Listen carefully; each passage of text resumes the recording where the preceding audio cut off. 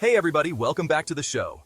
Today we're diving into some really deep waters, man. We're talking about religion. It's a subject that's fascinated people for centuries, but it's also been the source of a lot of misunderstanding and conflict. And let me tell you, there are a lot of misconceptions out there about religion that are just straight up dangerous, dude. We're talking about the kind of stuff that can lead to prejudice, discrimination, and even violence. Now, I'm not here to tell you what to believe. That's not my style. But I do think it's important to have honest conversations about these issues and challenge some of the bullshit that gets thrown around. We need to be able to separate fact from fiction. So buckle up, because we're about to break down the top 5 most dangerous religious misconceptions. You might be surprised by what you hear, especially with what we have at number 1.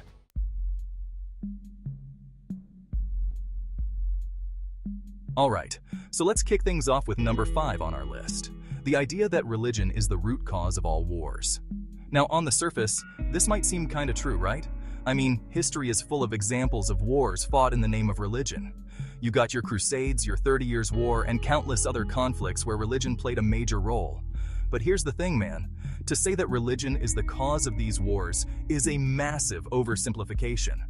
It's like saying that all fights are caused by people having different opinions on pineapple pizza. It's just lazy thinking, and it ignores the complex geopolitical, economic, and social factors that contribute to conflict. Think about it. Wars are often about power, resources, land, and political control. Religion can be a powerful tool for rallying people to a cause, but it's rarely the only factor at play. It's like, imagine a bunch of chimpanzees fighting over a banana tree. Now, they might screech and hoot about who has the divine right to those bananas. But at the end of the day, they're just fighting over food. It's the same thing with humans, man. We dress it up in fancy ideologies, but often, it boils down to basic instincts.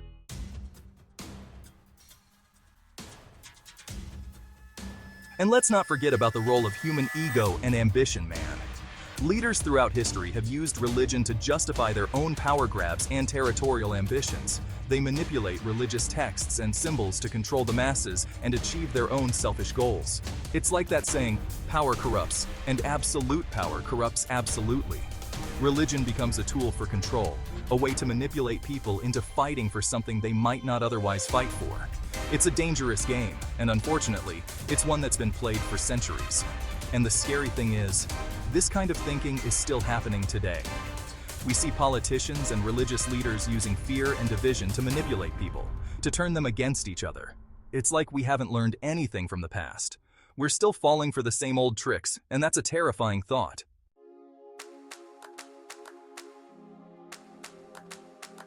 Look, I'm not saying that religion is perfect, or that it hasn't played a role in conflict. It has. But to pin all the blame on religion is just plain wrong. It's like blaming MMA for all violence. Sure, there's violence in MMA, but it's a controlled environment with rules and regulations. The real world is much more complex, and there are countless factors that contribute to violence. We need to be honest about the role of human nature, power dynamics, and political opportunism in fueling conflict. Religion might be a factor, but it's rarely the only factor. It's like that quote from Jiddu Krishnamurti, "It is no measure of health to be well adjusted to a profoundly sick society." We need to question everything, man. We need to look beyond the surface and understand the root causes of violence if we ever want to find lasting peace. And that starts with acknowledging that religion is just one piece of a much larger puzzle. It's time to stop using it as a scapegoat and start having more nuanced conversations about the real drivers of conflict.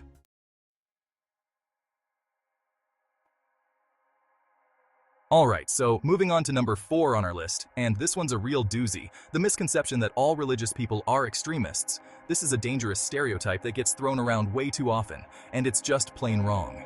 It's like saying that all athletes are meatheads, or all comedians are depressed.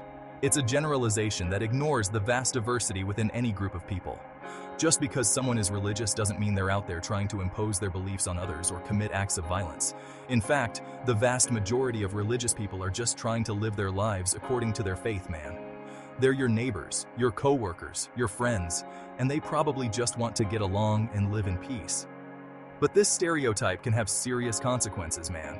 It can lead to discrimination, prejudice, and even violence against people simply because of their religious beliefs. It creates a climate of fear and distrust, and that's not good for anyone.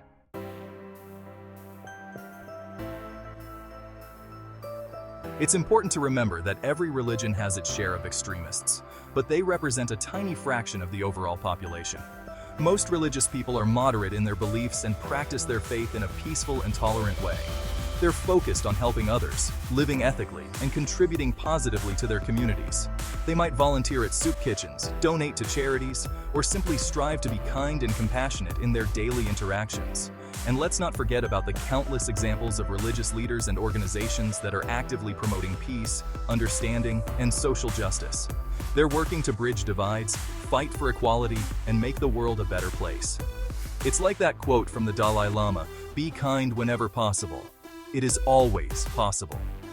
These are the stories we need to be hearing more of, man.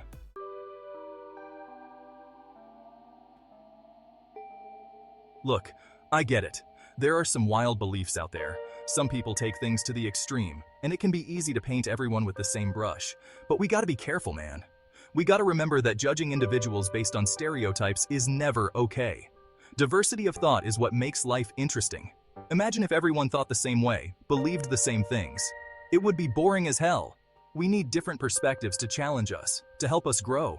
The world is full of different cultures, religions, and belief systems. Instead of fearing those differences, we should embrace them. We should be open to learning from each other, to understanding different perspectives. Because at the end of the day, we're all just trying to figure things out, man. We're all on this crazy journey called life, and we should be supporting each other, not tearing each other down.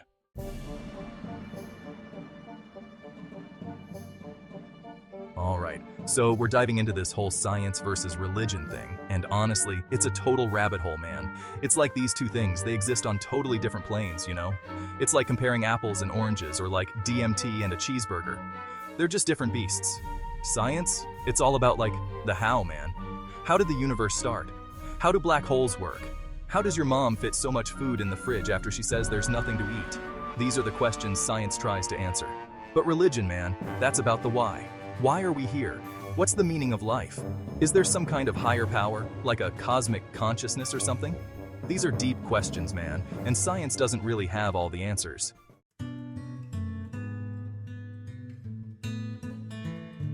And you know, even some of the most brilliant scientific minds out there, they weren't afraid to admit that there might be something more to the universe than what we can see and measure. Like Einstein, dude, the guy who literally redefined gravity. He said, "Science without religion is lame. Religion without science is blind." He saw that both science and religion are searching for truth, just in different ways. It's like science is trying to understand the mechanics of the watch, while religion is pondering the watchmaker. They're both important, man. And then you got guys like Francis Collins, who's like a world-renowned geneticist, right? He headed up the Human Genome Project, which is like the biggest scientific undertaking ever. And guess what? The dude's a devout Christian. He sees no conflict between his faith and his scientific work.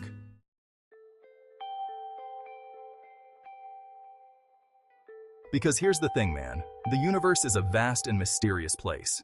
We're just scratching the surface of what's out there. To think that we have all the answers, that science has it all figured out, that's just like incredibly arrogant, you know? There's room for both science and religion in this crazy world. They don't have to be at odds. In fact, they can complement each other, each offering a different perspective on the mysteries of existence. It's like, maybe science can tell us how the Big Bang happened, but religion can give us a sense of awe and wonder at the sheer improbability of it all. And that's pretty wild, man.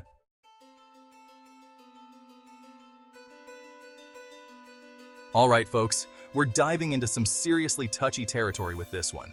The idea that religion is inherently oppressive to women. Now, I'm not here to sugarcoat anything.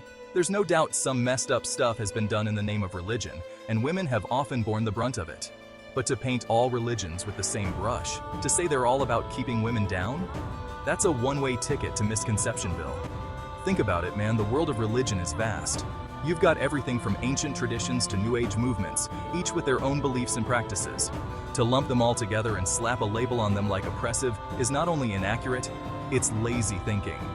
We need to acknowledge the diversity within these religions, the different interpretations, the cultural contexts.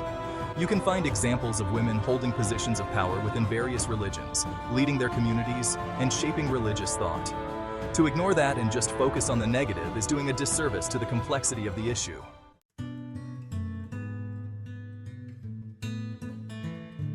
It's like saying all politicians are corrupt just because some bad apples have given the rest a bad name. Sure, there might be power structures in some religions that have historically marginalized women, and that's a conversation we need to have. But there are also countless examples of women finding empowerment and liberation through their faith. Take a look at history, man. You'll find female mystics, scholars, and even warriors who were deeply respected within their religious traditions. These women weren't exceptions to the rule. They were products of their time and their faith. To say religion is inherently oppressive to women ignores the lived experiences of countless women throughout history who found strength and purpose in their beliefs. It's also important to remember that culture plays a huge role in how religion is practiced.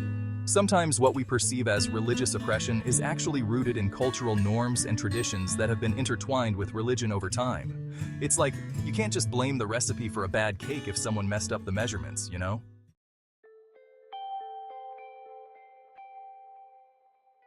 This misconception, this idea that religion equals oppression for women, it's dangerous, man. It creates this unnecessary divide, this us versus them mentality that prevents us from having meaningful conversations. It's like, how can we have a productive dialogue about gender equality within religious contexts if we're starting from a place of assuming all religions are the enemy? We need to approach this topic with nuance and understanding, recognizing that religion can be a source of both empowerment and oppression for women, just like any other social institution. It's not about throwing the baby out with the bathwater. It's about having honest conversations, challenging harmful practices, and working together to create a more just and equitable world for everyone, regardless of their beliefs. It's about recognizing the agency and the power of women within these religious traditions, the women who are fighting for change from within, who are reinterpreting ancient texts, and who are challenging the status quo. These are the voices we need to be amplifying, the stories we need to be telling.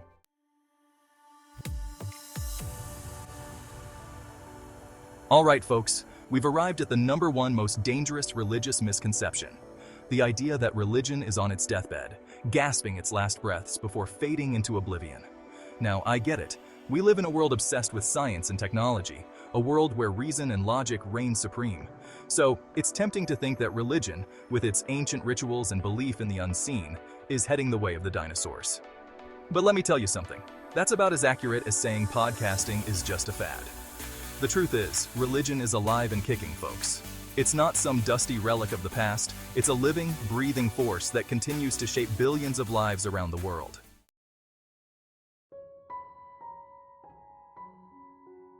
Don't just take my word for it, look at the numbers. Studies show that religion is actually growing in many parts of the world, and it's not just in developing countries. Even in places like the United States, where we've seen a decline in traditional religious affiliation, spirituality and the search for meaning are more prevalent than ever. People are hardwired for connection, for purpose, for something bigger than themselves. Religion, for all its flaws, offers that. It provides a sense of community, a moral compass, a framework for understanding the mysteries of life and death.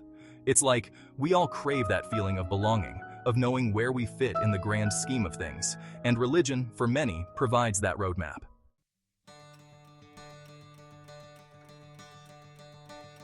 Sure, the way people practice religion is changing. We're seeing a rise in what some call spiritual but not religious, people who connect with the core tenets of faith without subscribing to any one dogma.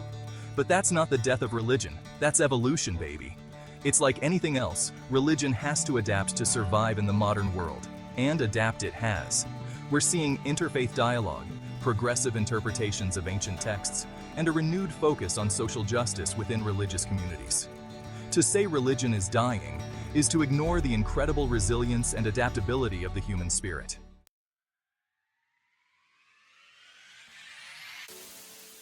Well, folks, there you have it. The top 5 most dangerous religious misconceptions debunked. Look, I'm not here to tell you what to believe. What I am saying is, let's approach this topic with open minds and a healthy dose of skepticism. Let's challenge our own biases and be willing to see the world through different lenses. Thanks for watching. If you found this video eye-opening, make sure to hit that like button and subscribe for more content like this. Don't forget to click the bell icon so you never miss an update.